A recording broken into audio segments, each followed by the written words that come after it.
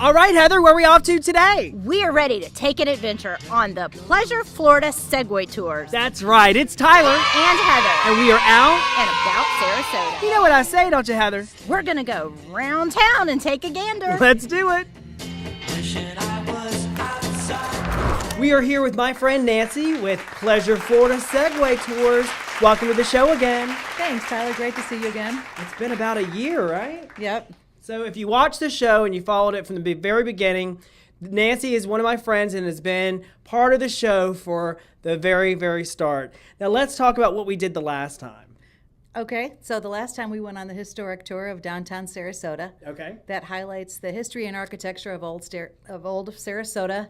Really informative, really fun, really see a lot of cool, old, neat houses, right. And go through the funky little neighborhoods and the old park and everything. Yeah, I was completely shocked the last time. I thought I knew Sarasota, especially some of the parks and some of the themes that are around Sarasota, but you really kind of highlight all the things that you really don't really see by car.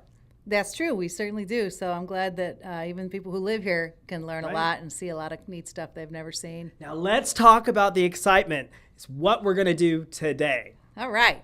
So today we're going to take you on a kind of like a specialized tour. Okay. So the 3-hour tour goes over the John Ringling Bridge, the mile-long bridge. Wow. You guys didn't want to go for the full 3, so what we're going to do is we're going to cruise through all the historic parts, what we did last time, and then we're going to take you down by the bayfront, through Island Park, along the big statue. Right. No tour is complete without the big statue. Under the bridge, we'll talk about John Ringling, we'll talk about Bird Key, and if we have time, we'll even go by Marie Selby Gardens, talk about the Selbys a little bit. So that's a very scenic portion, too. We'll be near the bay and the waterfront. We'll have a beautiful sunset. Right, Nancy, now why don't you tell our viewers a little bit about how the Segway Tour actually works? You have 3 different options, right? You have about an hour-and-a-half tour, a 2-hour tour, and then a 3-hour tour? That's right, yes. Okay. And how would our viewers find you? Do you have a website or are you online? Yep, it's called pleasureflorida.com. Great. And what about a phone number? 941-416-3530. Great. And what about your hours? Is this based on reservation only?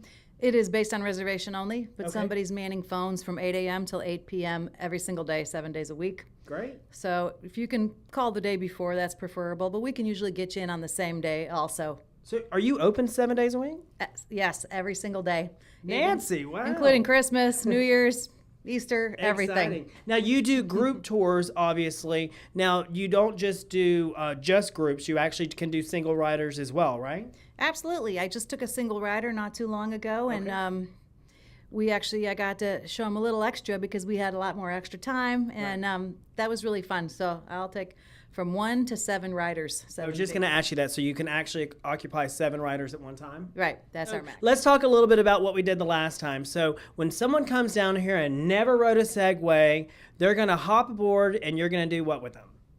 Well, they're not going to immediately hop aboard. Right, that's right. First, we're going to come in our lovely office here. We're going to get you helmeted up. We're going to get a vest on you. Sign a little insurance waiver. Sign a waiver. And then we are going to go through some safety rules for you. Right. Give you the basic idea of how it works. Then we're going to go outside and have in the parking lot, we'll assign everyone to a machine.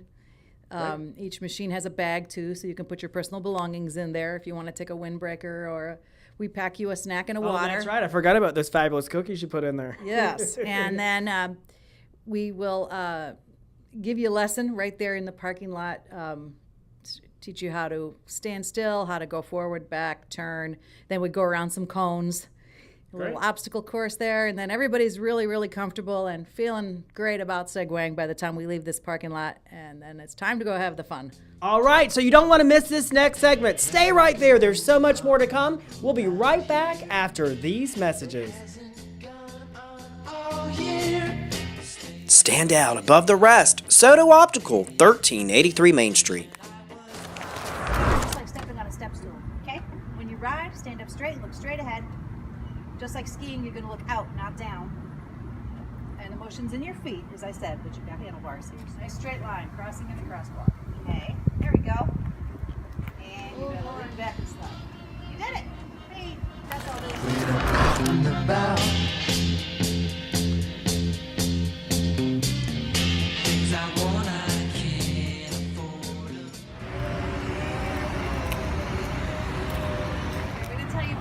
right here. This is called J.D. Hamill Park. It was named after our first chaplain of the fire department. And this is our Veterans Memorial. It's a World War I monument of a doughboy honoring all the men and women of Sarasota County who gave their lives in World War I, World War II, Korea, Vietnam, and the Gulf Wars. All their names are on the plaques. One name only for World War I, Horace Mink. He got to Fort Dix, New Jersey to boot camp just in time for the influenza outbreak. He died in camp with influenza. Still considered a casualty of war, though. By World War II, we had 95, so that shows you how our town had grown between those years. How did the doughboy soldier get his nickname? How did he get his nickname? How? How? Do you know how? I have no idea. I feel like I should. Well, I tell you. He has a steel pot on for his hat. He's got a Springfield rifle with a 16-inch bayonet on the end of it. And in his backpack, he had rations. He'd be in the trenches. He'd take out a tin of lard, a bag of flour, and some water. Take the hat off, dump it all in there, mix it together and form a dough ball, stick it on the end of the bayonet, and cook it over the open fire like that. Wow. Yes. Very neat. And then by World War II, they were then called GIs, no longer doughboys. What does GI stand for? I know this. GI stands for gastrointestinal. Government issues. They were Gastroenterology. government issues by World War II. Government issue. That's our war memorial. This is actually, we're here at the Doughboy statue located at the beginning of Main Street, right? Right across Yes. the street from Marina This is on Jacks. the corner of Gulfstream Boulevard and Main Street. Wishing I was outside playing.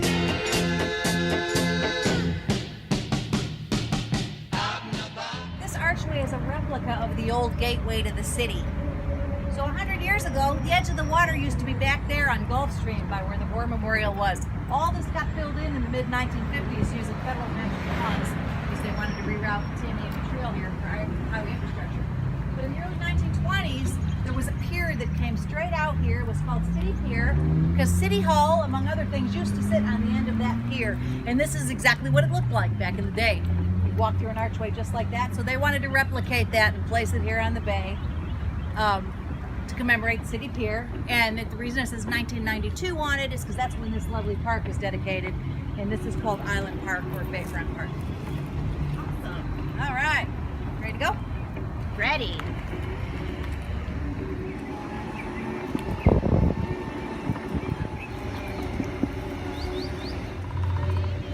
So, You all set? slow.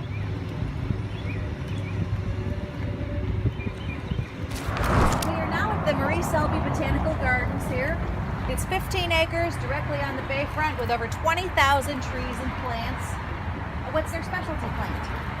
I don't know, Nancy. What is it? You don't know? I don't. What do you think, Heather? Bromeliad. That's one of them, but the main one are orchids. Oh, yeah, orchids. That's right, bro. In 1934, this was the Payne family mansion. Calvin Payne was an oil man. He co-founded Standard Oil, which went on to become Exxon Oil Company. So the Paynes had homes all over the country, really. They just used this one for about a month in the wintertime to come down and go fishing. But his next door neighbor down the way and best friend was Marie Selby. And Selby was married, but a childless woman, heavily into her gardening. She outlived her husband, and at the time of her death, she willed all of her land so that we could enjoy these beautiful gardens here. That hasn't gone on all year.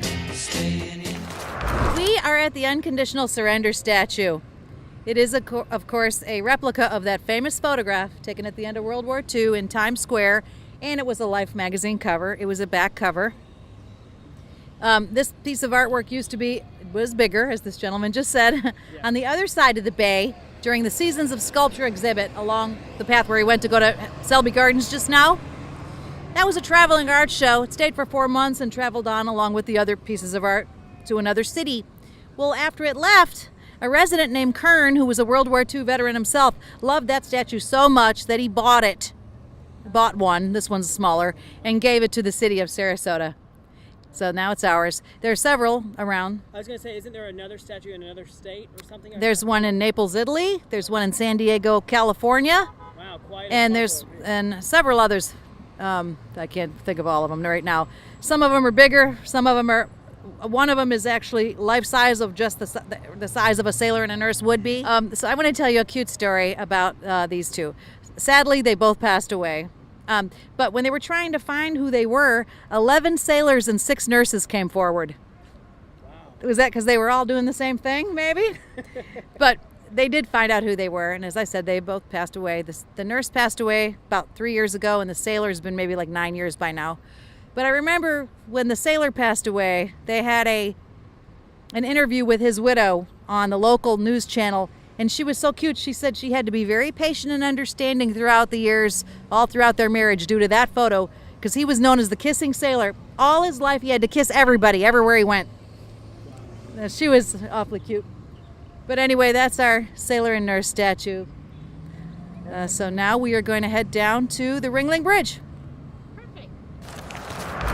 So, Nancy, let's tell our viewers a little bit about where we're at now.